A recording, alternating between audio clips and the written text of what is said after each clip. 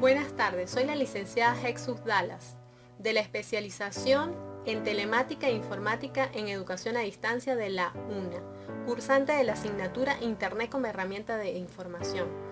Uno de los puntos a desarrollar en esta asignatura es el uso ético de la información, la cual estaremos desarrollando. Su contenido es el siguiente: el uso de la información, tipos de usuario, satisfacción de las necesidades de la información del usuario, el uso de la información, ética sobre el uso de la información, unas breves conclusiones y las referencias bibliográficas que se utilizaron en este contenido. Como primer punto tenemos el usuario de la información. El diccionario de la Real Academia Española dice que usuario es quien usa ordinariamente una cosa, es decir, quien usa constantemente una cosa. El usuario de la información es una persona, grupo de personas o instituciones que hace uso de la información para suplir una carencia de tipo formativa, informativo o recreativo. Es decir, tiene una necesidad de información y buscando esa información, usando esa información, suple esa necesidad. En el siguiente gráfico podemos ver que el usuario de la información busca la información en los diferentes entes, bibliotecas, internet, pero según las características particulares de cada usuario. Por ejemplo, nosotros que utilizamos el internet, buscamos información en el idioma español, ¿sí? Si nosotros fuéramos de Estados Unidos, utilizábamos la información en inglés, pero como hablamos español, la buscamos en español. El usuario de la información, ¿verdad?, es el personaje principal de la trama informática. Es el principio y el fin del ciclo de la transferencia de la información. Él solicita, analiza, evalúa y recrea la información. Algunos rasgos que caracterizan a los diferentes grupos de usuarios podrían ser las comunidades en general, como niños, jóvenes, adultos y adultos mayores. Estos presentan una amplia variedad de solicitudes con respecto a la información y utilizan bibliotecas públicas. Los alumnos de ciclo medio o preuniversitario. En estos podemos entender un mayor grado de comprensión de la información y por tanto tienden a buscar un nivel un tanto más complejo y utilizan bibliotecas escolares. Y tenemos los universitarios. Este tipo de usuarios hace uso de las bibliotecas para fines de investigación y de las mismas formas para ampliar sus conocimientos y utilizan bibliotecas universitarias. Como otro punto tenemos los tipos de usuarios. Estos tipos de usuarios, según los diferentes autores y las tipologías de los usuarios, podemos encontrar usuarios potencial, real, externo, interno, intermediario y final. Los usuarios potencial. Algunos autores denominan a esta categoría de usuarios potenciales como no usuarios, al no haber formulado nunca una solicitud de servicio. Los usuarios real. Es toda persona, grupo o entidad que ha formulado en alguna ocasión una solicitud de servicio a la entidad de información. En estos podemos encontrar una subclasificación que serían los presenciales y los no presenciales. Los usuarios externos. Es aquel que no se encuentra subordinada administrativa ni metodológicamente a la misma gerencia que la entidad de información, o que tiende a alguna de las subordinaciones aludidas. Tiene una entidad intermedia de información. Los usuarios internos.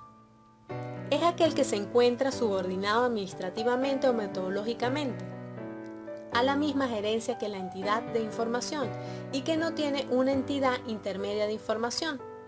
Los intermediarios. Es aquel que utiliza oficialmente la información y los servicios de una unidad de información, con el propósito de cumplir una misión similar con respecto a otros usuarios. Y el usuario final es aquel que recibe los servicios, pero no con el propósito oficial o consciente de brindarlos o a su vez a otros usuarios.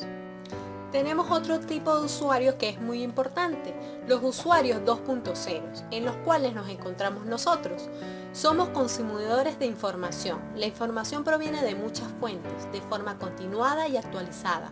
Accede a la información de forma rápida, crea contenido, genera relaciones y compromisos sociales con personas de todo tipo, hasta personas ajenas a ellos. Son muy exigentes e interactivos, demandan productos más personalizados y servicios más eficientes. Estos tipos de usuario 2.0 podemos ver en este gráfico que son personas individuales, pasivos, que necesitan una información que a medida se van convirtiendo en participativos porque necesitan un conocimiento, cooperativos y colaborativos, ¿sí? Porque se mezclan socialmente. Ahora, como tercer punto, tenemos la satisfacción de las necesidades de la información del usuario. Primero, a este usuario, ¿verdad?, le surge la necesidad de la información, ¿sí? Él tiene una carencia y necesita esa información. Como segundo punto tenemos el comportamiento informativo de este usuario. ¿Qué uso le va a dar a esa información? ¿Para qué lo va a utilizar? Si esta información le sirve o no le sirve, para llegar al tercer punto, que sería la satisfacción de ese usuario.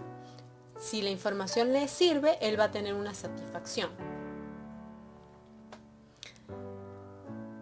En el siguiente cuadro podemos presentar, ¿verdad?, fue propuesto por Rey Martín en su trabajo La satisfacción del usuario, un concepto a la alza, en donde pueden observarse de manera gráfica los niveles de satisfacción de los usuarios, ¿verdad?, con respecto a la prestación del servicio y el sacrificio de trabajo requerido por parte de los mismos para acceder a dichos servicios. Entonces tenemos que, como primer nivel de satisfacción, ¿verdad?, tenemos un sacrificio elevado y una prestación modesta, donde estos usuarios tienen una insatisfacción máxima y una reclamación al prestador de servicio, ¿sí?, porque este no lo está ayudando. Como segundo nivel tenemos el sacrificio modesto y una prestación modesta. Ahí surge un usuario insatisfecho y que tiene una incertidumbre. Como tercer nivel tenemos un sacrificio elevado y una prestación de servicio elevada. Ahí vamos a tener un usuario satisfecho con una satisfacción contenida y oportuna. Y en el cuarto nivel tenemos un sacrificio modesto y una prestación elevada, donde encontraremos un usuario con una máxima satisfacción y con una confianza por la prestación de ese servicio que fue elevada y que fue efectiva y eficiente. Ahora, como cuarto punto tenemos el uso de la información. ¿Qué uso se le dará a esa información? El usuario le dará un uso específico a la información obtenida, bien sea para adquirir conocimientos o para usarlo de forma práctica. El uso de la información tendría un lugar bivalente, es decir, le dará una valoración positiva o negativa al momento en el que el usuario pueda hacer uso de ella.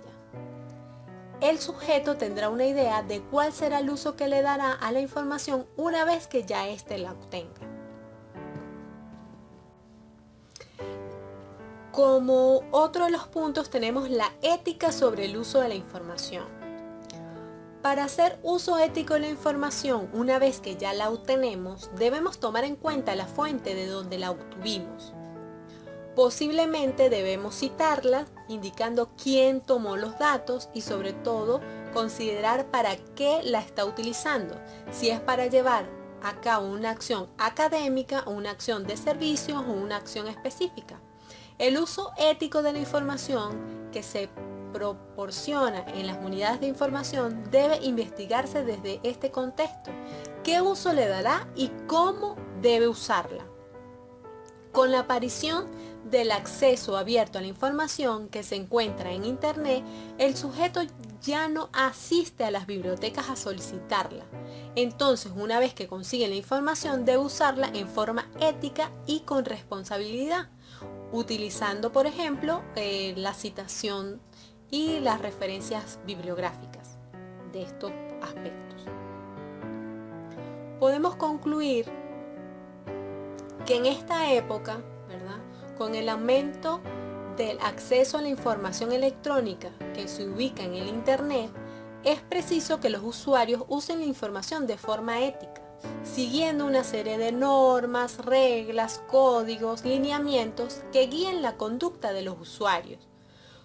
Uno de estos lineamientos puede ser el uso de las normas APA, que a nivel académico es de uso frecuente, ¿verdad?, donde nos dicen cómo debemos citar, cómo debemos hacer nuestras referencias bibliográficas, si son electrónicas, si son de libros, cómo debe ser establecido las citas, si van a ser citas largas, citas cortas, si va a ser parafraseo.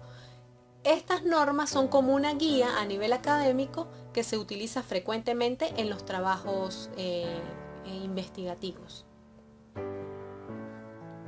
En la siguiente lámina tenemos las referencias bibliográficas utilizadas en este material, ¿sí?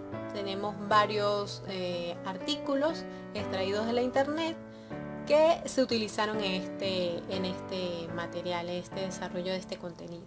Muchas gracias por su atención y espero le haya gustado la información.